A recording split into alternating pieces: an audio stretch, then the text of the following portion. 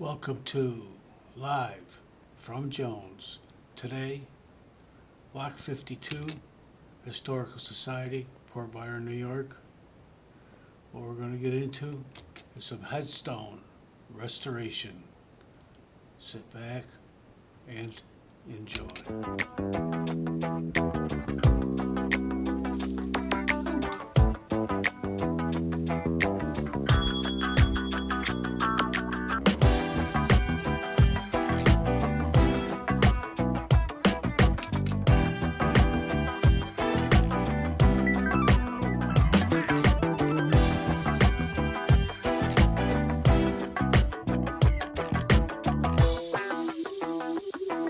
Pick a stone. We have a stone picked for us. First thing you want to do no more damage. Okay? If you look at that stone right there, don't touch it. That's about to go over. And if you start scrubbing on it, you could accidentally put that over. You could break it. I mean, that can be safe. I mean, if we had a crew, and I would love to get together a crew of people who will put together the tripod and, men or women who want to go out there and take that apart, put it back together. There's all kinds of training videos on how to do that, but basically there's different pieces there. There's the bottom base, there's the finials, there's all these different parts there. You got to take it apart section by section, redo the base, put a proper base onto it, and rebuild it, and put it back together with epoxy but our point today, do no more harm. So check it, see if it's got a wobble to it. Notice a lot of them got cracks in them. Don't touch them. There's other ways there's other ways to read them if you're trying to make them readable. A real good way to read one that's kind of dirty is bring a mirror. I didn't bring it today. I didn't think about it, but you bring a mirror and you shine it on it, and it just brightens it up, and it's amazing what you can read on there. I take out a LED flashlight, hold up the flashlight, cast the shadows. You can make some of these old stones readable again. So anyway, do no harm. That's the first thing. Take photos. Most people have a cell phone. Take your camera out. If you're on Find a Grave, if you're on Billion Graves, document it. Document it before. You want to make sure that you want to have that kind of rewarding feeling you get from cleaning it, seeing it before and after. Because the process does take, it's today, we'll spray it with D2, and then it will be months afterwards. It'll look a lot different. It'll look a lot cleaner than it does today. So take photos, take before and after. And it might be easier if you're going to ask Cheryl to come over and take a picture of it before and after. Just let her know that you're doing it. She can come over and snap a picture, and that way you don't have it. She has them all in her computer files there. Wet. The first thing, I'm just going to go through this and we'll go through real quick. Wet, wet, wet. Make it wet. You don't want to be scrubbing on it when it's dry. This is marble. And marble, the surfaces on them get real rough. There's marble, there's limestone, the older ones, there's sandstone sometimes. You can tell I didn't see any sandstone ones in here. There's fieldstone, which are really old. There's granite, which is the hard stuff like your kitchen cabinets, what they make these stones out of.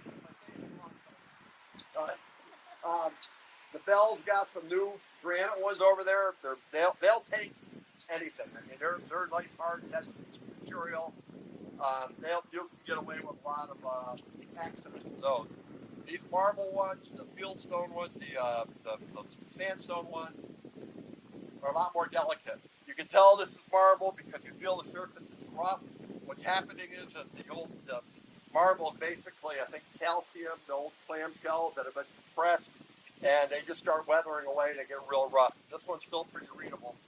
There are another marble around here that's pretty unreadable. So wet. You want to keep them wet. So we spray down in the bucket.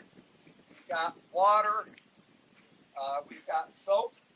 This is Orvis soap. It's on the list here. Orvis soap is basically horse shampoo. It's neutral ion. It's neutral ion, neutral pH. So there's nothing that a lot of soaps have fly, and you know the pHs are different. So and they'll attack the stone. This is what's recommended by most of the professionals. You can buy it at like Farm and Family or Essential Tractor or whatever it's called today. It's about 30 bucks per gallon. Interestingly, on the bucket it says it comes as like a gel paste. If it's cold, it's like looks like Crisco, but when it warms up, it's like a goo. And you pour it in, and it says quilters use it all the time. And I've asked a number of quilters who've never heard of it, but it's so gentle, it's recommended for use of quilters, wool, stuff like that. But horse, I always call it horse shampoo because they use it on horses and livestock. So that's what's in the one that's marked soap. If you have one, these are also soap. These are very handy. You can get them at what's the name of the cool place down there? On Harbor Freight. Harbor Freight, I said the right on. These are like $5. They're very cheap. You pump them up, and you can spray. It's a very handy way to use soap.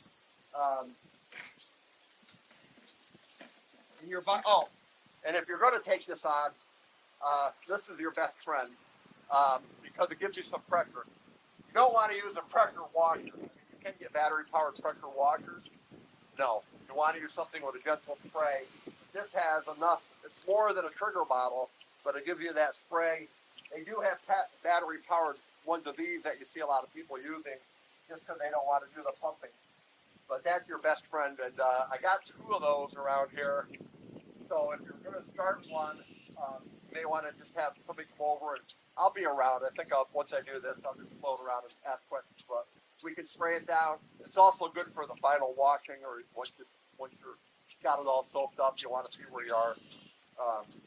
And then there's a variety of brushes. Just simple plastic scrapers, wood or plastic, no metal, nothing like that. These are cheap enough at Ace Hardware, a couple bucks for a whole pack of them. These brushes, these come in different stiffness of the bristles. This is a pretty soft one. I do have a harder one around. That's like $7. These are a little bit stiffer, but they're a little bit better for getting in between the cracks and everything. We get you all the way down to the toothbrush. If you really want to get into the detail, and if you really, really want to get picky, we have bamboo skewers. You can pick away at that all day long.